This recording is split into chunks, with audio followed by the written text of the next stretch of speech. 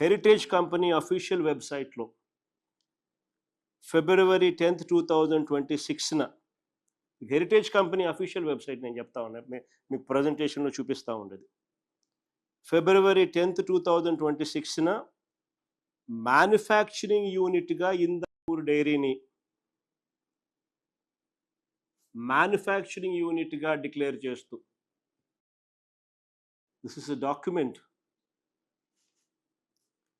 official website of Heritage, downloaded on 10th February 2026,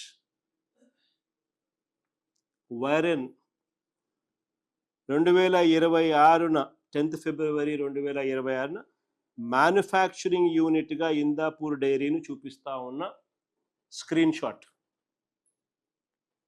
left side.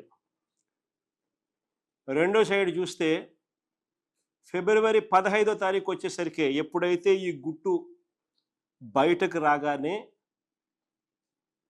ఎప్పుడైతే దుమారం లేచిందో అప్పుడు official website of హెరిటేజ్లో 2026 ఫిబ్రవరి 15న 5 రోజుల తర్వాత కో మ్యానుఫ్యాక్చరింగ్ లొకేషన్గా మార్పు. 14th February 2026 heritage foods limited announces resignation of VP and Head National Sales Makaranand Shastri.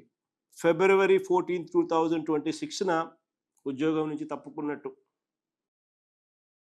ఫిబ్రవరి 14 2026 2015లో చంద్రబాబు నాయుడు గారు ముఖ్యమంత్రిగా ఉండగా Indapur dairy and milk product Maharashtra 278 రూపాయలు కోట్ చేసి టీటీడీకి నెయ్యి సప్లై చేసింది. 2016 మార్చ్ 18న ల్యాబ్ టెస్టుల్లో ఇందాపూర్ డైరీ ఫెయిల్ అయి డిస్క్వాలిఫై అయింది.